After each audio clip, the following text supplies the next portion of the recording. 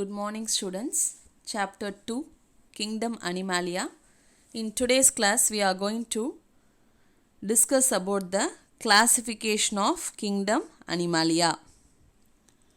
Animal kingdom is divided into two subkingdoms based on their organization.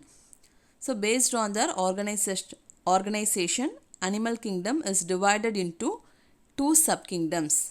They are Parazoa and Eumetazoa. So, Parazoa and Eumetazoa are the two subkingdoms of the kingdom Animalia. Parazoa. So, they include the multicellular sponges and their cells are loosely aggregated and do not form tissues or organs. So, the Parazoa, the subkingdom Parazoa includes the multicellular sponges. We have already learned that in sponges we can able to see the cellular level of organization. That is, the body is made up of only cells. There is no tissues or organs. The cells are loosely aggregated and each cells perform different function. So, subkingdom Parazoa includes the multicellular sponges.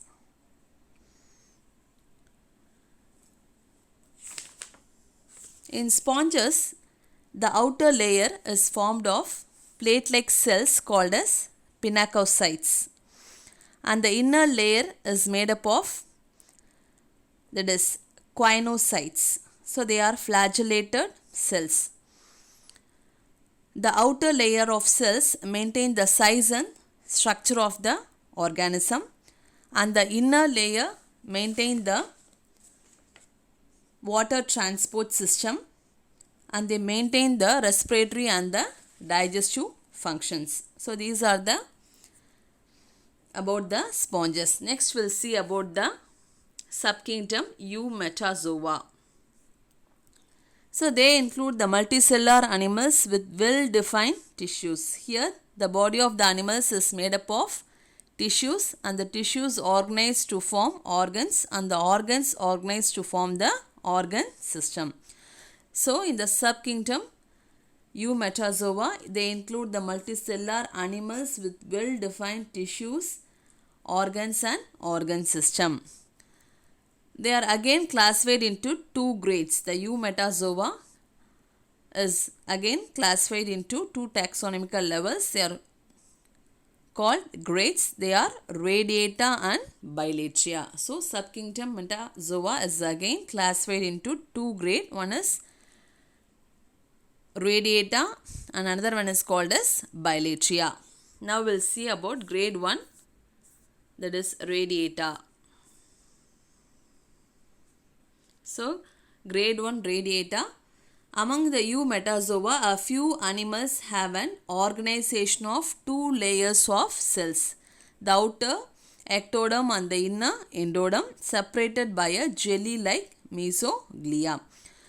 So, among the Eumetazoans, a few animals have an organization, that is, during embryonic development. We have already learned in the diploblastic and the triploblastic animals. So, in Eumetazoa, a few animals show diploblastic, that is, the cells are organized into two layers. The outer layer is called as ectoderm and the inner layer is called as endoderm, and there is no middle layer, mesoderm. So, the layer between the ectoderm and the endoderm is separated by the jelly-like mesoglia. Hence, they are called as diploblastic, because the body is made up of only two germ layers, ectoderm and endoderm. They are radially symmetrical. What do you mean by radially symmetrical?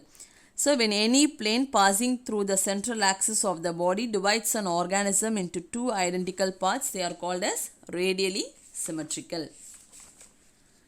Examples of these Radiata are Cnidarians. So, phylum Cnidaria, which includes sea anemone, jellyfishes. So, examples of Cnidarians are sea anemone and jellyfishes.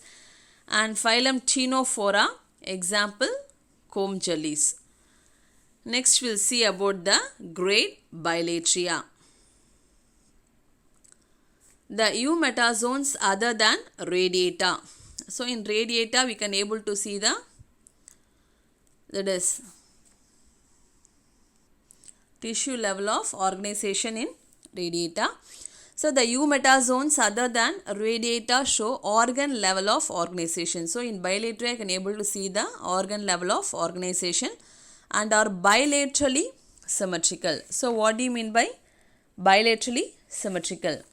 So bilaterally symmetrical means that is animals which have two similar halves on either side of the central plane are called as bilaterally symmetrical animals.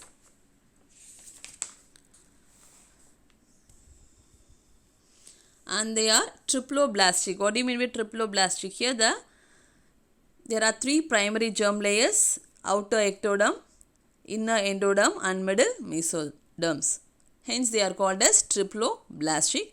The grade Bilateria includes two taxonomical levels called division. So again the grade Bilateria is divided into two division. One is protostomia and the another one is deuterostomia. So division 1, it is called as the protostomia. So proto means first and stomium means mouth. Protostomia includes the eumetazoans in which the embryonic blastopore develops into mouth. So protostomia means here that is the blastopore is first developed into mouth. This division includes three subdivisions, namely acoelomata, pseudocoelomata and schizocoelomata. So we have seen this acoelomata means that is absence of coelom. Pseudocoelomata means that is false coelom is present. And what do you mean by schizocoelomata means in the schizocoelomates, the animal's body cavity is formed by splitting of the mesoderm. So protostomia includes the eumetazoans in which the embryonic blastopore first develops into mouth. So they includes the subdivisions acoelomata and pseudocoelomata and schizocoelomata. Next is division 2, that is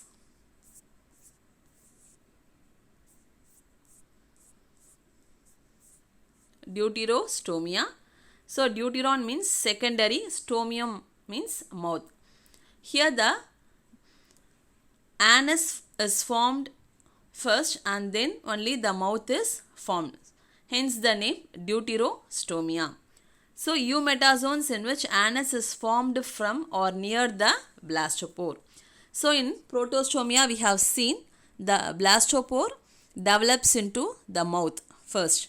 But in case of deuterostomia, the anus is formed from or near the blastopore and the mouth is formed away from the blastopore. So the anus is first formed near the blastopore and the mouth is formed away from the blastopore. This includes only one subdivision, that is enterocoelomata. So in enterocoelomata they have a true coelom called as enterocele. So enterocele means they are having the true body cavity, that is true coelom called as enterocele, formed from the archenteron, that is archenteron means gut.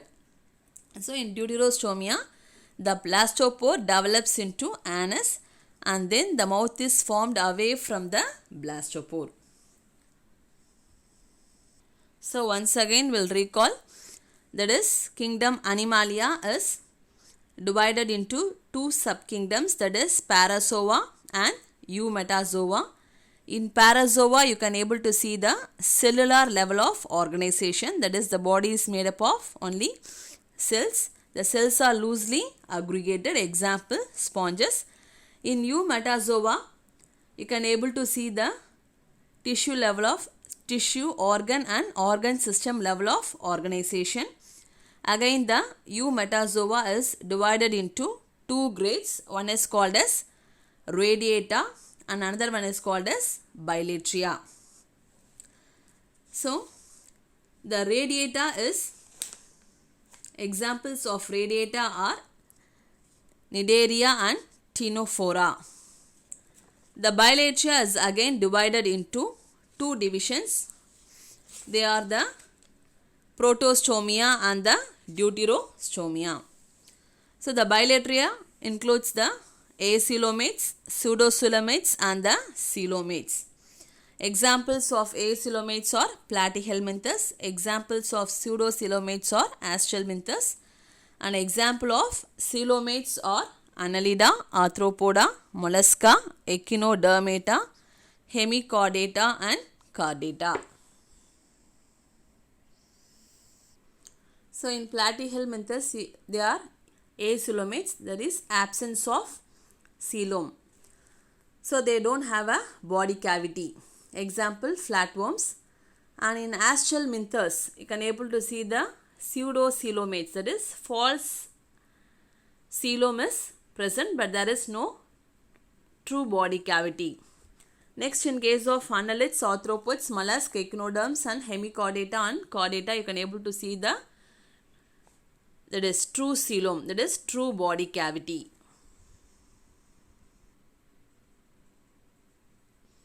So far we have seen the classification of animals based on their level of organization, that is cellular level of organization, tissue level of organization, organ level of organization and organ system level of organization.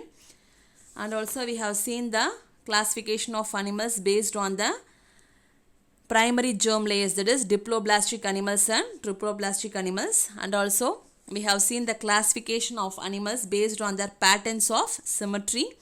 So they are asymmetrical animals, radially symmetrical animals, bilaterally symmetrical animals and bilateral, that is biradially symmetrical animals. And also we have seen the classification of animals based on their coelom. So based on the coelom, animals are classified into acoelomata, pseudocoelomata and eucoelomata. And next we have seen the classification of animals based on their segmentation and notochord. And now we have seen the classification of kingdom Animalia based on their organizations into Parazoa and Eumetazoa. And in the next class we will discuss about the invertebrata, that is non-chordata. Thank you.